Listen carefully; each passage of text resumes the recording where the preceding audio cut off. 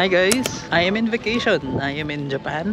At kung makikita nyo, ayan, andito tayo ngayon sa Fukuoka. I have so many issues regarding my filming setup, no? So, one, itong GoPro, namamatay-matay yung battery, hindi na-detect, so nakakainis siya.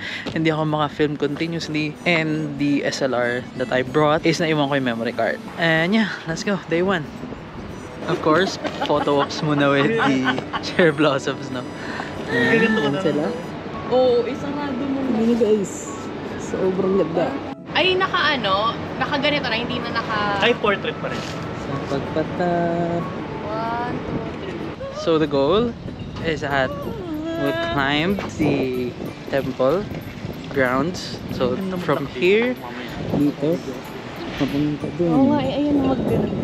Wala ko kami dun.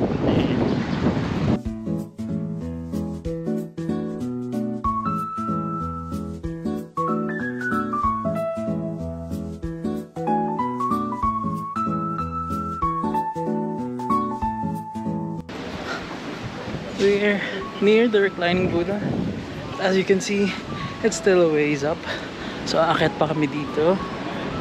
Okay. But look at the view, man. Andito na tayo sa reclining Buddha.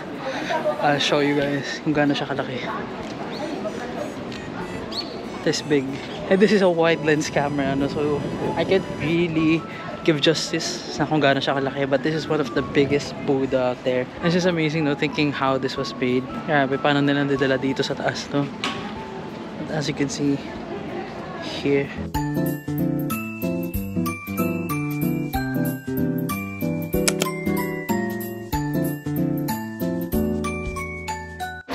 Just got here sa design. Nabutan ko yung parang yung mag-green. Ito siya, papakita ko sa inyo.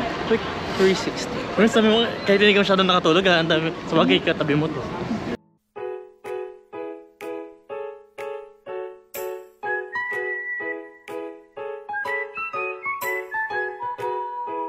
So dito sa Dazaifu, parang it's a whole strip of parang mga pwede nyong kainan, mga souvenirs, mga food. But at the end, there's actually a shrine or temple.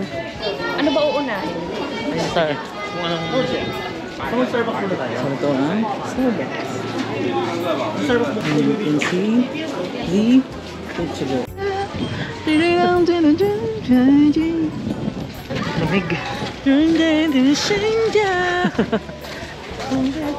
So here's the bridge, the iconic one. Over troubled water.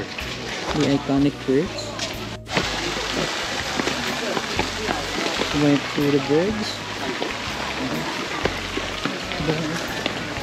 There's more, no? Ang grabe, napaka-zen ng feeling dito. So while they're taking a lot of pictures, nandito na tayo sa loob. And there's a shrine there. Sila, ayan, busy sila mag-picture. And I think there's fortune reading here. You read your fortune, whatever you pick on there. Parang gashapon na, no, na luck. Nandito na tayo sa main, inside nung shrine, no. Meron dito yung parang fortune nila for 100 yen. So, honesty na lang yan. Magdadrop ka lang yan. Then you just pick up your fortune here. Pero hindi ko alam kung English siya. Try lang natin. Let's see.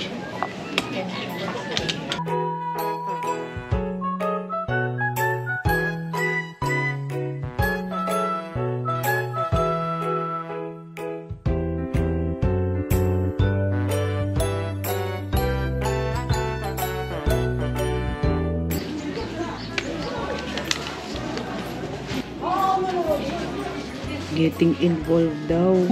It says here na good luck daw. Pero if bad luck yung pick natin na fortune, kailangan natin siyang itali dito. Hi. We're in day 2 na, no? Tapos andito tayo sa Book Off. Andito kami sa Hakata Station. And I'm looking at really cheap manga. However, the problem is it's all in Japanese. Ito mga volumes ng Chainsaw Man. 200 yen. It's like 60 pesos. But I'm really looking to buy this one. It's free and just the volume 1, you know. Pero kung titignan mo, it's all in Japanese. Pero Frieren has a special place in my heart. Some new mangas here. Like ito, trending to ngayon, si Medalist. Yung mga medyo obscure na ano. We have Under Ninja. Ayan, Under Ninja. I haven't watched this yet, pero meron sila ng Apothecary.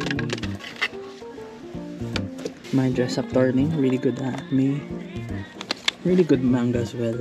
Yeah, but I keep coming back to this.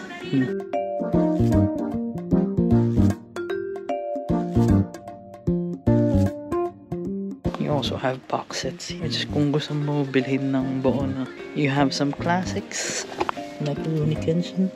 Ito, Oshinoko. And dito sa Book Off, you can also buy gadgets, mga toys, mga figurines, no? O sa mga One Piece fans dyan. Yan. Kung ano mga art yan, no? My mind is literally exploding right now. So in the end, ito yung binili natin. Although it's in Japanese, this is more of a memorabilia. It will be a display in our new home. So kung gusto nyo makakita ng mga ganito dito sa Japan, search for Book Off. This is in Japanese, unfortunately, but this will be a memorabilia of our trip here. The last time I bought one is a Book Off din, no, yung Chainsaw Man Volume 1. But if you're looking for manga memorabilias, punta na kayong Book Off. So ito siya. Ifuin! After 2.5 hours, we finally arrived in Ifuin. Oh my god, it's so pretty. A really long time to get here. Look guys, this is the countryside here.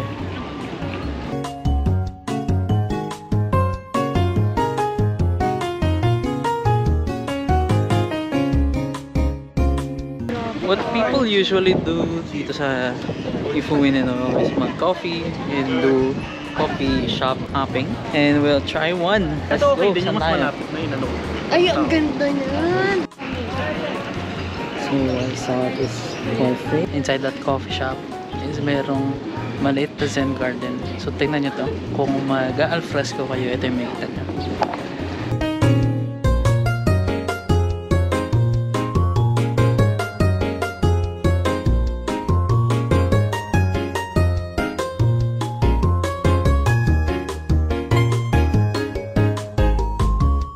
Now we're in the Floral Village.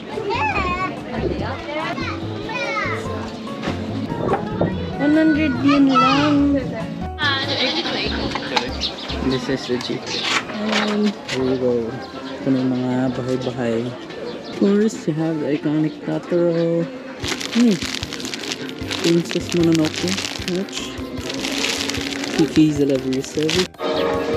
Ito na yung Kiki's Bakery. And everything here related to Kiki.